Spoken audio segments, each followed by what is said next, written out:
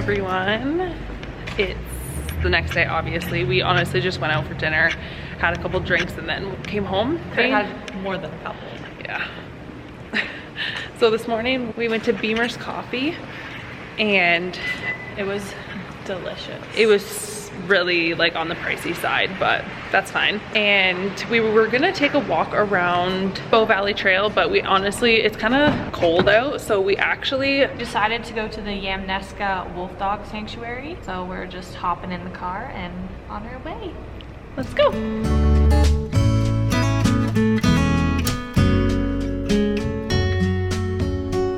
The history of this sanctuary started in 2011, and it pretty much was to bring awareness to wolves in the wild and to stop the backyard breeding of wolf dogs. There's different contents of wolf dogs in this sanctuary. It goes from anywhere between 50 to 90% wolf and then the rest dog. A lot of these dogs, I think they got like around 40 wolf dogs. They're all bought off different breeders around North America. They're brought here to have a better life, I guess. Let's go see the dogs. Are you excited? So excited! Puppies! And another rule here, obviously you can't bring dogs to this place because that would just be silly. And you can't have any faux fur, real fur, or any like pom-poms or loose dangly things on your clothes or shoes, just because the wolves might think you're a toy. So we actually were supposed to pre-book interactive tour, and it's booked up for the next 2 weeks. So right now we're just doing a self-guided tour around the sanctuary, and that was $25 each person. So At least we get to see them. yeah, I'll show you guys all the little pups.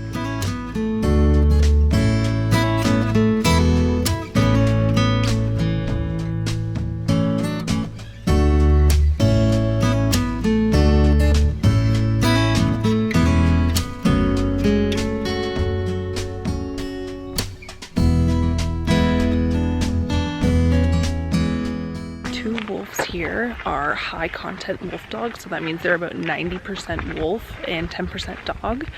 And the higher the content that is wolf is the longer they live, but a normal wolf dog usually lives around 15 to 18 years.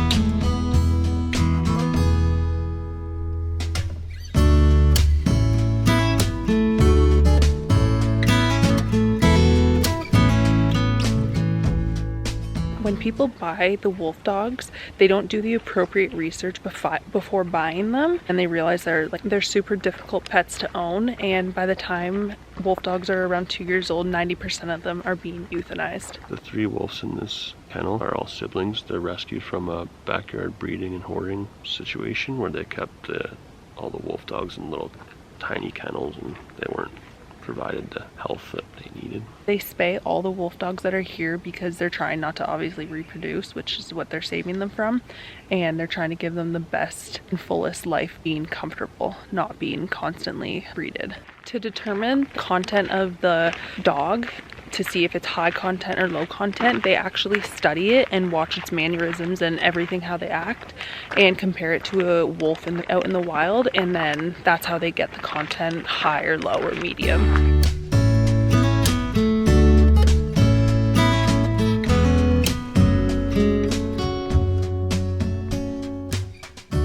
Wolf's sense of smell is 100 times stronger than a human's. They can smell you from far away.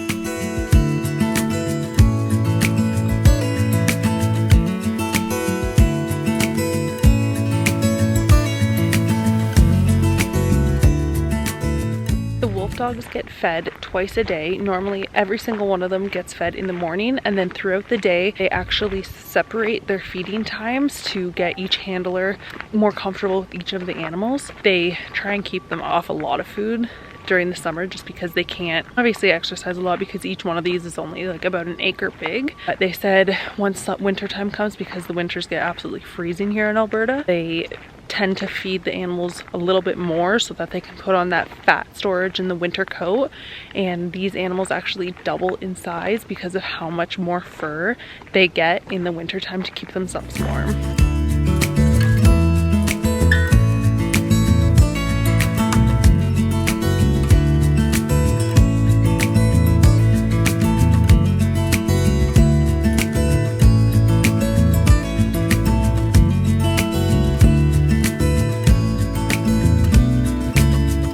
So the 3 that I had showed you previously, there's actually 4 more coming. They're all from BC, but they're all from the same area, and only one person owns 7 of them. They all got surrendered when the owner's health started to go down. The sanctuary raised $90,000 in 3 weeks to be able to build a whole other kennel for just those 7.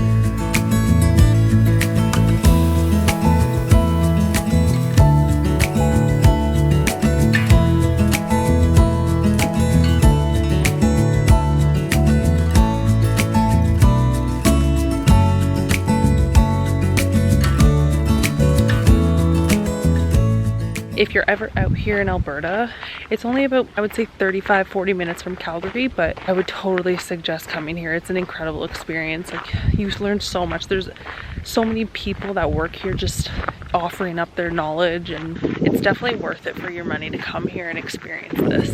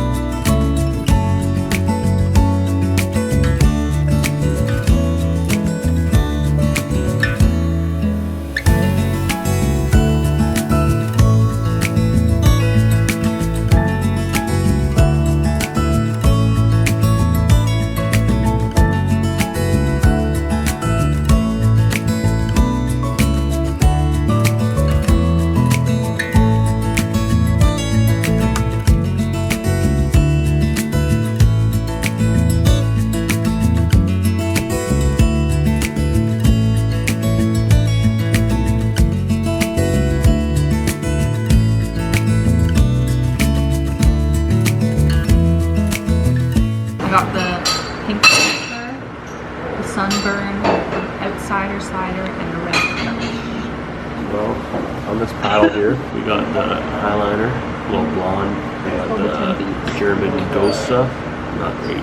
Little hibiscus sour, pretty tasty. You say so myself. We are going to our next brewery. We already went to one, but we just came back and changed, so we got all comfy.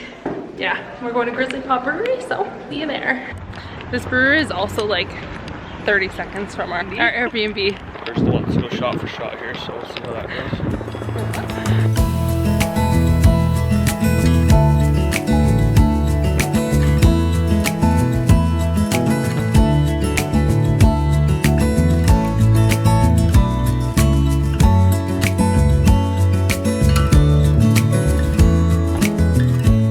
It was a good $6. It was delicious. It was an ale mixed with fresh lemonade. So we just finished up at the Grizzly Paw Brewery. Oh, we got a friend. If we were bears. Look at him, he's so cute. Try to touch him. That was so cute. And we are heading to the Blake Brewery.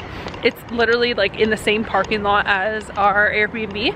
It's fancy. It's fancy and we're in sweaters. So yeah, let's go get some good foods and some good drinks. You're ready to open.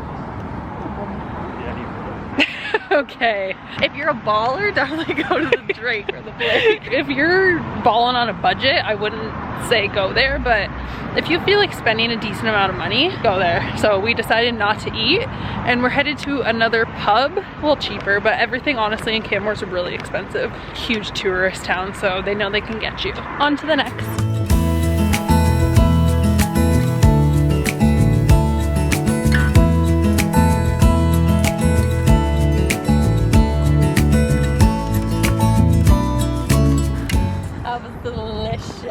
That was an incredible dinner.